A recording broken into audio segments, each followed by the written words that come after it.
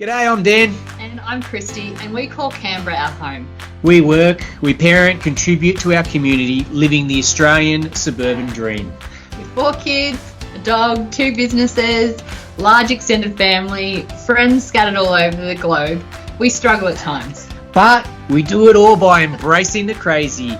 And this helps us laugh, smile, cry, and brings meaning to our lives. So join us and share the journey of our modern Australian family madness and embrace the crazy.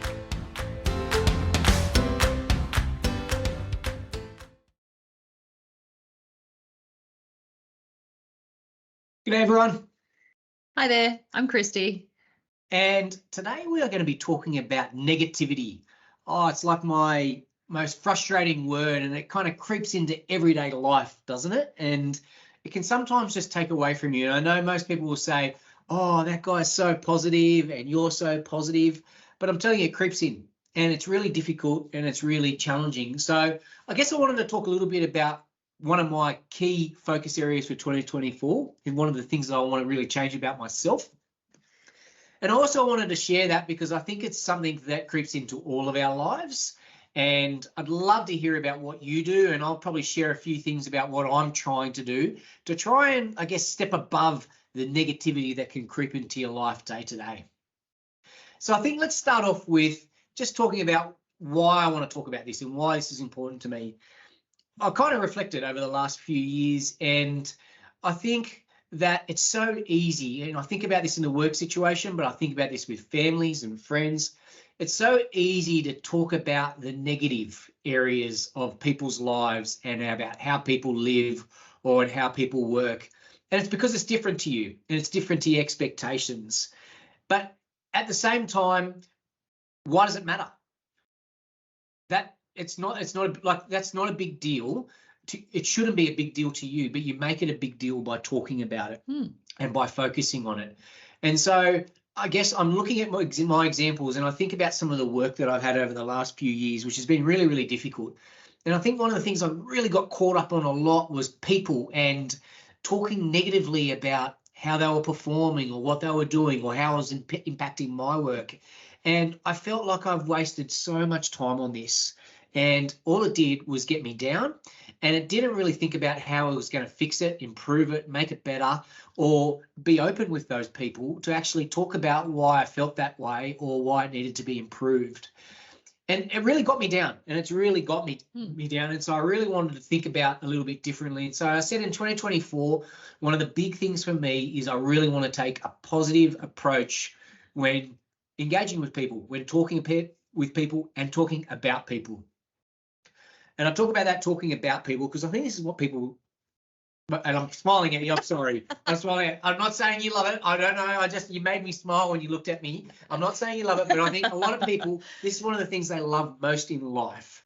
And I think all of us do, and I'm including myself in that. It's so easy to talk about people and to talk about your views on what they have about something in their life. Yeah. And I think it's not fair to do it. And I'm really calling myself out because, I guess when I look back, I think how disappointing, and who do I think I am to be able to talk about people like that? And would I like people to talk about me like that? I wouldn't. So why am I doing it? And I recognize that people do it, and I recognize that it happens, but I'm really trying so hard to stand above that. And I'm not trying to say I'm a better person or I'm doing better or anything like that. It's actually about me and making me feel better, because I think as soon as you start to stop focusing on why something's not working and why it's bad and why they're not right, you just get into this circle of chit chat, rumoring. It kind of reminds you of school sometimes and how things used to be when you're like really immature. Yeah. And it's like the easiest thing that you can do is talk about someone. You can throw the blame onto everyone else. But at the end of the day, you've got to be able to say, well, let's accept that and move on. Yeah. Let's work out what we're going to do to fix it, or let's talk about it and be open about it so that it's really understood. And there's lots of times where you can't do this, right? Like there's some times where people, you just disagree with people. Oh, yeah, or people have different views on life, and you're like, I'm not going to tell them about that because it's not my business. Yep. And it's not my place to be able to do that. But I think you've got to be able to respect to say that's what they want to do and say to yourself, well, all good for them. here's what I'm going to worry about, and here's what I'm going to think about. I'm not going to talk to other people about it, and I'm not going to make my judgments on it behind their back. I'm going to go and try and do what I want to do. And it's quite funny being a Canberra person talking about this, because this is what probably happens in Canberra the most. And I guess I'm talking about the politics and some of the work that we work in. This is, something that happens day to day. I think in most of our work lives it does. Yeah. And I think that there's two things that are jumping out at me when you're speaking there, Dan. One is that I don't think you're talking about when people come to you for advice, not getting involved in their stuff. If people want advice or if they want you to listen, it's also about listening and taking on board what they're saying, but going in with no judgment, going in with no judgment and not expecting you to not expecting you to have the answers for them, because sometimes it's not about having answers. Sometimes it's just about listening and accepting what people are saying to you.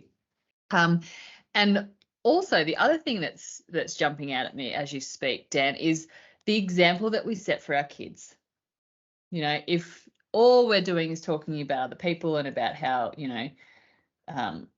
talking about the negative way people are impacting our lives, it doesn't set our kids up. As you said before, it's like going back to school and, having that, he said, she said kind of thing. But it doesn't help our children either, does it? And to think about what we're talking about with embracing the crazy in our lives and our, I think it's important that we should have a good example for our kids about how to be a good person, and also to how to shut down that negative chatter in a kid's life and also in a kid's head and in our own heads. And why I wanted to call this out and focus on it is it's just everywhere. And I'm going to give you a great example. We love sport, and as a family, we watch it, we follow it, we go to it. And what do you do in the crowd all the time? You either boo or you say that person's not performing or they lost the game. And I really find this happens a lot, particularly when I'm watching TV. Look, I talk to myself a lot when I'm watching TV and sport, but also when the kids are around, I make comments and they're just all negative. And last year we started talking about, no, we're not talking about negative comments. So if someone drops the ball or loses the game in the last minute, you don't blame them. And I think this is something that's just so entrenched in our culture and our way of working. And I'm calling myself out because I have done it forever. Yeah. And I can continue to do it. And I really want to try and focus on it so much more. So it's much more than just work or how we live at home, but it's also about, our kids and watching sport and being involved in things where, you don't call out all the negatives. You call out what's going well. And if someone's not playing well or they've made mistakes, you can say, yeah, geez, they're not having a good game or they're not doing well, but they are a good player. Yeah. Just really changing it around. And I think it's so hard to do because it's just so easy. It just kind of creeps into your life. Yeah, it does. And you really got to be able to call it out and then have someone by your side that's almost kind of keeping you honest and really keeping you on path. Yeah. When you start to go down this way, you think, hang on, no, I can't talk like that. I've actually got to get myself up here and get yourself into a space. I can't believe, like in the last few months, I've really been focusing on it. I've failed lots of times, but it's getting better, is that you feel great. And particularly at work, I think an example that happens to me a lot is that someone will come to me and say, this person's not doing a good job, or I don't know why they're doing that way and I don't really like it, or I just don't like their behavior in this way. And, of course, you've got to ask why and why do you feel like that? But in the end, it's great to ask those questions. But then it's also, you start to get into a position of, all right, so what are we going to collectively do? What are you going to do? Or how are we going to move on? How are we going to keep moving and improve this? Now, sometimes things need to be addressed, so I'm not walking away from those. Yeah. But oftentimes at work, it'll be, I just want to have a chit chat about someone. And it's so good to be able to say, okay, I don't really need to go there. We don't need to go and talk about those specifics because that's not actually going to help us at all. Yeah. That person's like that, and that's okay. They can be like that. Let's keep moving on what we need to do, and we'll make it work with that person or that client or that stakeholder that we're interacting with. Do I sound unrealistic, Kristy? Am I sounding perfect world? Yeah, you are. It's a pretty big thing to tackle. And as you said, you've stumbled over the last few months, but you're trying to implement it. And now that I know about it, I will start doing the same. I might be able to have much to say to you, but I think we've also got to. I read something the other day that really resonated with me. It was to do with bullying, but it actually works here as well. Why does it affect you so much? What does it have to do with you? It doesn't. It has nothing to do with you. What other people do in their lives has nothing to do with our life or what we're doing here. And, we're telling you all about our lives, and you could think that we're doing the wrong thing or a bad job, but we don't care. We're doing the best that we can do, and we're doing what we want to do. And what, hopefully you're out there listening because you feel positive about what we're sharing and positive about our experiences. But it shouldn't matter to us what you think. It should matter to us what we think, and that's the most important thing. And I guess I'm not trying to say everything's rosy. No. That's, I think it's come across that way a little bit, but I really am not trying to say everything's the best and you've got to be positive all the time. That's just what life's like.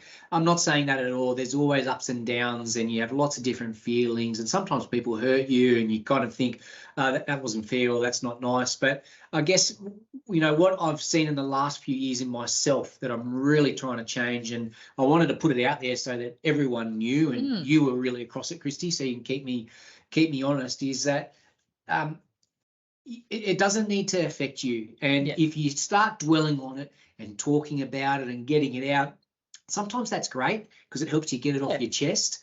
But at the same time, for me, personally for me, it makes me just get back into that negative space and frustration and all of these things where it actually doesn't do anything. Like, so why did you get angry like that? And why did you continue to live it and talk about it and share it? And maybe that's sometimes therapeutic. Yeah. But I think being really detrimental about people and being really negative about who they are or why they are, I just think it doesn't help.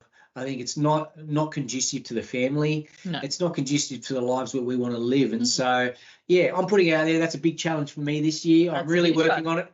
Pick me out if you see it. I think, it's a big deal that's really important to me, and hopefully important to many families out there. It's sometimes we share on this negativity and we feed on it. Yeah. But I think if you could, reverse that and change that up and revert that into something of value, I think it could really create a great effect. Yeah, true.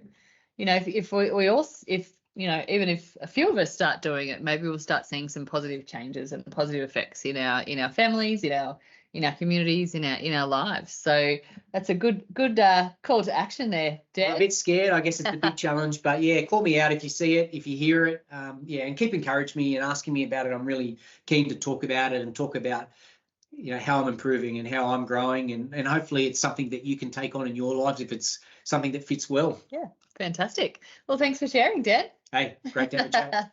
All right. Have a good one. one, See you guys. See ya.